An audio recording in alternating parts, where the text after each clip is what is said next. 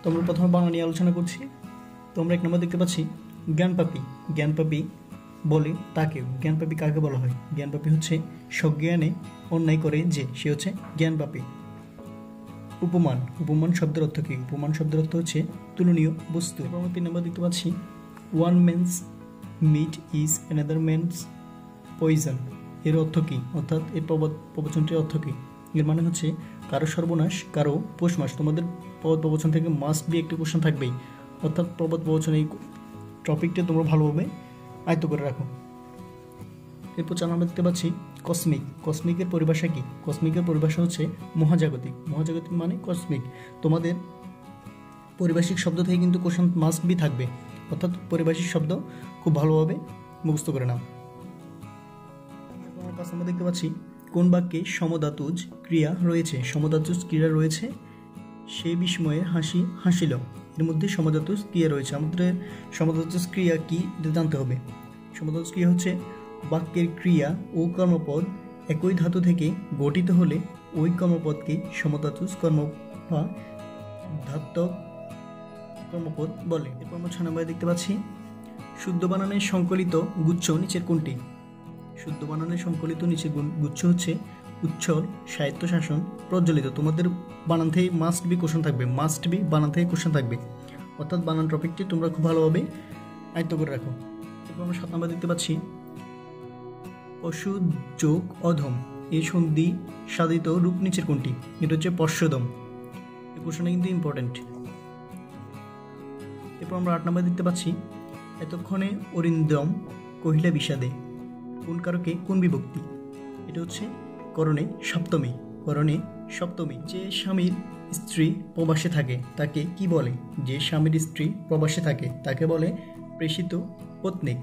প্রেষিত পত্নীক। এই কোশ্চেনটা কিন্তু খুবই ইম্পর্টেন্ট। এই কোশ্চেনটা অনেকবার রিপিট হয়েছে। ধন্যাত্মক অব্যয় নয় নিচের কোনটি? ধন্যাত্মক অব্যয় নয়, এটা হচ্ছে তীর। আর বাকি সব ধন্যাত্মক অব্যয়। শির, ধরপর, মড়মড়। এরপর 11 নম্বর দেখতে পাচ্ছি অলোকের পাথার বাহিয়া বা তরিতার এসেছে কি? কার তরি? এখানে কার তরিকে বোঝানো হচ্ছে? এটা হচ্ছে বসন্তের তরিকে বোঝানো হচ্ছে। তাহারে পরে মনে কবিতা থেকে এটি সংকলিত। এরপর দেওয়া আছে হাগরে কোন সমাস? হাগরে হচ্ছে কি? এটা কোন সমাস হবে? এটা হচ্ছে বহুব্রীহি সমাস। হাগরে বহুব্রীহি সমাস। এই কোশ্চেন কিন্তু ইম্পর্টেন্ট। বালতি কোন ভাষার শব্দ? বালতি হচ্ছে একটি পর্তুগিজ শব্দ। এই কোশ্চেন কিন্তু খুবই ইম্পর্টেন্ট। পর্তুগিজ শব্দ থেকে তোমাদের কোশ্চেন মাস্ট বি থাকবে পর্তুগিজ। অ্যাটলিস্ট তোমরা পর্তুগিজটা ভালোভাবে পড়বে। দ্রাক্ষক্ষমে থেকে দ্রম্য, দ্রম্য থেকে দাম শব্দটি বিবর্তন হলো যেভাবে, অর্থাৎ এটি কিভাবে বিবর্তনটা হয়েছে? এটা হচ্ছে প্রাচীন গ্রিক থেকে বাংলা পর্যন্ত। এটা হচ্ছে প্রাচীন গ্রিক হচ্ছে দ্রাক্ষক্ষমে থেকে দাম হচ্ছে কি? বাংলা, অর্থাৎ গ্রিক থেকে বাংলাতে কনভার্ট হয়েছে শব্দটা, এটাকে বোঝানো হচ্ছে। আমরা 16 নম্বর দেখতে পাচ্ছি ভুল বানান নিচের কোনটি? সমীচীন। সমীচীন হচ্ছে সমীচীন বানান করার, অর্থাৎ সমীচীন মনে রাখার একটা টেকনিক রয়েছে। সমীচীনকে আমরা 22 নামক সংখ্যা দ্বারা মনে রাখবো। সমীচীনের শুদ্ধ বানান হচ্ছে এটি।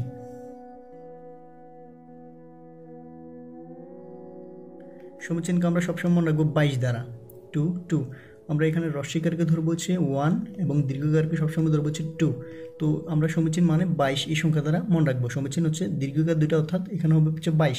সমীচীন 22 এই সংখ্যাটা দ্বারা আমরা মনে রাখবো।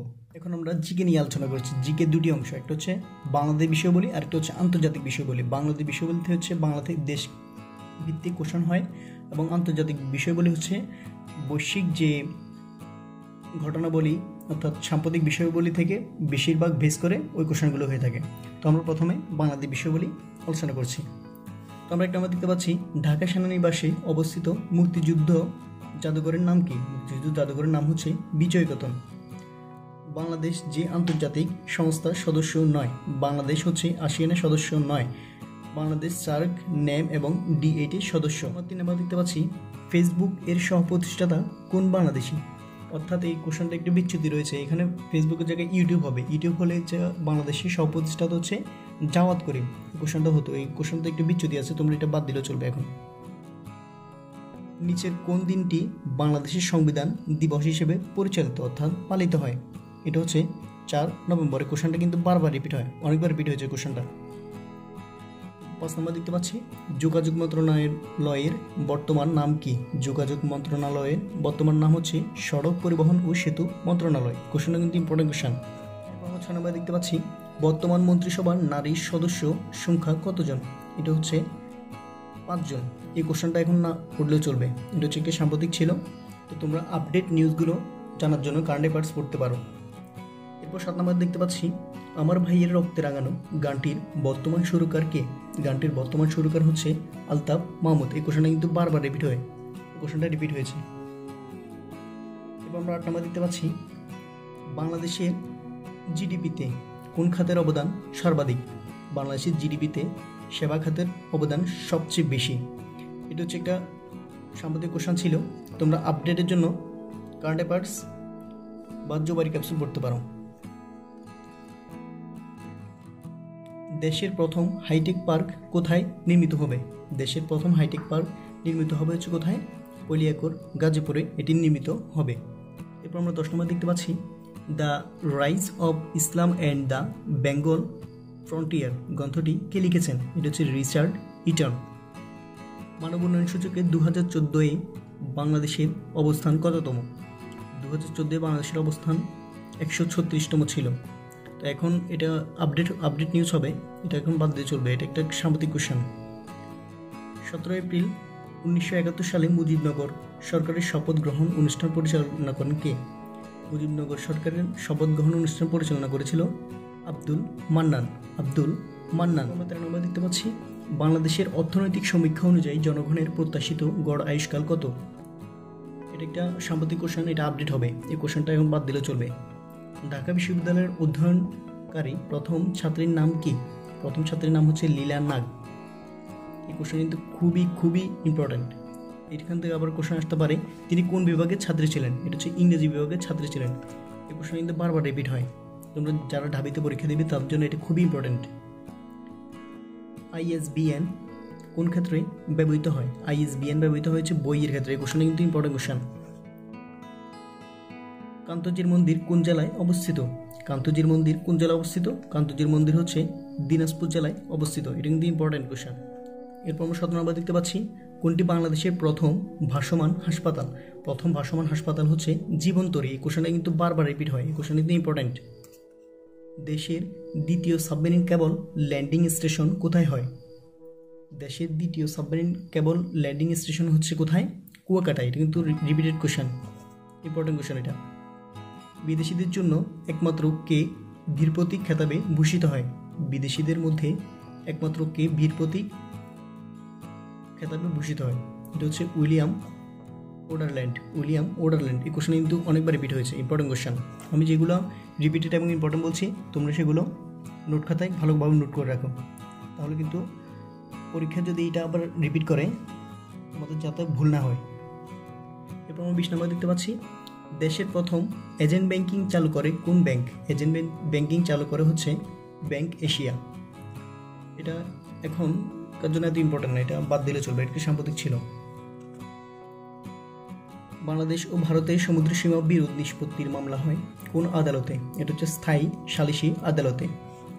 বাংলাদেশের প্রথম ভ্যাট চালু হয় কখন? বাংলাদেশের প্রথম ভ্যাট চালু হয় 1991 সালে। এরপর আমরা 23 নম্বর দেখতে পাচ্ছি বাংলাদেশের মহান মুক্তিযুদ্ধে কতজন নারী মুক্তিযোদ্ধাদের তাদের অনন্য অবদানের জন্য বীর প্রতীক খেতাবে ভূষিত হন? অর্থাৎ বীর প্রতীক খেতাবে ভূষিত হয়েছে কয়জন নারী? এটা হচ্ছে 2 জন নারী। এই কোশ্চেন কিন্তু খুবই ইম্পর্টেন্ট, এটা বারবার রিপিট হয়, কিন্তু এখানে কোনো অপশন নেই 2 জনের। তো 2 জন যদি অপশন থাকতো তাহলে কিন্তু আমরা 2 জন এটি কিন্তু দাগাতাম। তো 2 জন কে ছিল? 2 জন ছিল হচ্ছে তারামন বিবি এবং ক্যাপ্টেন ডক্টর সেতারা বেগম। এই 2 জন বীর প্রতীক উপাধিতে ভূষিত হন, কিন্তু কাকন বিবি কিন্তু বীর প্রতীক উপাধিতে ভূষিত হননি। এটা তোমরা খুব ভালোভাবে মাথায় রাখবে, এই কোশ্চেন কিন্তু বারবার রিপিট। 24 নম্বর দেখতে পাচ্ছি বাংলাদেশের বিজ্ঞানীরা প্রথমবারের মতো কোন প্রাণীর জীবন রহস্য উন্মোচন করেছেন? এটা হচ্ছে মহিষের জীবন রহস্য উন্মোচন করেছেন। এটা কিন্তু খুবই ইম্পর্টেন্ট কোশ্চেন, এটা বারবার রিপিট হয়। সম্প্রতি বাংলাদেশের 200 বছরের পুরনো মুদ্রা কোথায় পাওয়া গেছে? এটা হচ্ছে আখাউড়ার গঙ্গানগর গ্রামে। এখনকার জন্য এত ইম্পর্টেন্ট, এটা কি সাম্প্রতিক ছিল। এরপর আমরা এখন আন্তর্জাতিক নিয়ে আলোচনা দেখতে পাচ্ছি 2022 সালে ফিফা বিশ্বকাপের আয়োজক দেশ কোনটি? 2022 2022 সালে ফিফা বিশ্বকাপ ফুটবলে আয়োজককারী দেশ হচ্ছে কোনটি? এটা হচ্ছে কাতার। এখন যারা 2022 সালে তোমরা পরীক্ষা দিবে, এই কোশ্চেনটা কিন্তু খুবই ইম্পর্ট্যান্ট। এই কোশ্চেন কিন্তু বারবার পড়তে হবে তোমাদের, এটা নোট করে রাখো। এই কোশ্চেনটা পরীক্ষা আসবেই। আমরা দেখতে পাচ্ছি বাংলাদেশের পদার্থবিজ্ঞানী ডক্টর জাহিদ হাসান কোন বিশ্ববিদ্যালয়ে কাজ করেন? তিনি কোন বিশ্ববিদ্যালয়ে কাজ করেন? এটা হচ্ছে প্রিন্সটন। সাম্প্রতিক 2015 সালে এপ্রিল মাসে নেপালে সংঘটিত ভূমিকম্পটি কি নামে পরিচিত ছিল? এটা হচ্ছে গোর্খা ভূমিকম্প নামে পরিচিত ছিল। এটা এখনকার জন্য এটা ইম্পর্টেন্ট। এটা এরপর আমরা 4 নম্বর দেখতে পাচ্ছি সিডও সনদের মোট কয়টি ধারা? সিডও সনদের মোট 30টি ধারা। এই কোশ্চেনটা কিন্তু বারবার রিপিট হয়, কিন্তু খুবই ইম্পর্টেন্ট কোশ্চেন। সিরীয় শিশু আইলান কুর্দি কোথায় মৃত্যুবরণ করে? এটা হচ্ছে ভূমধ্যসাগরে। এখনকার জন্য এত ইম্পর্টেন্ট এই কোশ্চেনটা, এটা বাদ দিলে চলবে। আমরা 6 নম্বর দেখতে পাচ্ছি ইউরোপের সাম্প্রতিক চলমান সংকট হচ্ছে কি? এটা হচ্ছে অভিবাসী সংকট। এখনকার জন্য এত ইম্পর্টেন্ট, এটা সাম্প্রতিক কোশ্চেন ছিল, এটা বাদ দিলেও চলবে। স্ট্যাচু অফ পিস কোথায় অবস্থিত? স্ট্যাচু অফ পিস হচ্ছে নাগাসাকিতে অবস্থিত। এই কোশ্চেন কিন্তু খুবই ইম্পর্টেন্ট। তোমাদের ভর্তি পরীক্ষায় এই কোশ্চেনটা বারবার রিপিট হয়, অর্থাৎ এই কোশ্চেনটা তোমাদের নোট খাতায় ভালো করে নোট করে রাখো, যাতে তোমাদের ভর্তি পরীক্ষা আসলে কোনোভাবেই ভুল না হয়, যাতে 1 নাম্বার যেন মিস না হয়। মার্কিন প্রেসিডেন্ট উড্রো উইলসন বিখ্যাত হয়েছিলেন কেন? উড্রো উইলসন বিখ্যাত হয়েছিলেন হচ্ছে 14 দফা ঘোষণা করে। এবার দেখতে পাচ্ছি কোন দেশটি ইউরো মুদ্রা অঞ্চলের অন্তর্ভুক্ত নয়? ইউরো মুদ্রা অঞ্চলের অন্তর্ভুক্ত নয় হচ্ছে যুক্তরাজ্য, আর বাকিগুলো ইউরো মুদ্রা অঞ্চলের অন্তর্ভুক্ত। বিশ্বকাপ ক্রিকেট 2019 অনুষ্ঠিত হবে কোথায়? ইংল্যান্ডে। এখনকার জন্য ইম্পর্টেন্ট না, এটা বাদ দিলেও চলবে। তোমরা সাম্প্রতিক খেলাধুলার খবরগুলো খুব ভালোভাবে মুখস্থ করে নেবে, সেগুলো থেকে বারবার কোশ্চেন রিপিট হবে। যেহেতু ধরো তোমার পরীক্ষা হচ্ছে 2022-এ, 2024, 2026-এ কোন কোন খেলাগুলো অনুষ্ঠিত হবে সেগুলো সবচেয়ে বেশি ইম্পর্টেন্ট। এরপর আমরা 11 নম্বর দেখতে পাচ্ছি স্বাধীনতা, সাম্য ও ভ্রাতৃত্ব কোন বিপ্লবের ভিত্তি ছিল? এটি কোন বিপ্লবের ভিত্তি ছিল? ফরাসি বিপ্লবের ভিত্তি ছিল। 22 নম্বর দেখতে পাচ্ছি সাহিত্য নোবেল পুরস্কার জয়ী প্রথম মহিলা কে? সাহিত্য নোবেল পুরস্কার জয়ী প্রথম মহিলা হচ্ছে সেলমা লেগারফ। এই কোশ্চেনটা কিন্তু খুবই ইম্পর্টেন্ট, বারবার রিপিট হয়। এরপর আমরা 13 নম্বর দেখতে পাচ্ছি সম্প্রতি গ্রিসে গণভোট অনুষ্ঠিত হওয়ার প্রধান কারণ কি? গণভোট অনুষ্ঠিত হওয়ার প্রধান কারণ হচ্ছে ঋণ সংকট মোকাবেলা। এটা হচ্ছে সাম্প্রতিক কোশ্চেন ছিল, এটার জন্য এটা ইম্পর্টেন্ট, এটা বাদ দিলে চলবে। এরপর আমরা 14 নম্বর দেখতে পাচ্ছি ব্ল্যাক মানডে কিসের সঙ্গে সম্পর্কিত? ব্ল্যাক মানডে হচ্ছে স্টক মার্কেটের সাথে সম্পর্কিত। ব্ল্যাক মার্কেট অর্থাৎ ব্ল্যাক মানডে হচ্ছে স্টক মার্কেটের সাথে সম্পর্কিত। এই কোশ্চেন কিন্তু ইম্পর্টেন্ট। 15 নম্বর দেখতে পাচ্ছি বিমস্টেক এর সদর দপ্তর কোথায় অবস্থিত? বিমস্টেকের সদর দপ্তর হচ্ছে ঢাকায় অবস্থিত। ঢাকায়। বিমস্টেক হচ্ছে ঢাকায়, বিমস্টেকের সদর দপ্তর ঢাকায়। এই কোশ্চেন কিন্তু বারবার রিপিট হয়, কিন্তু খুবই ইম্পর্টেন্ট কোশ্চেন।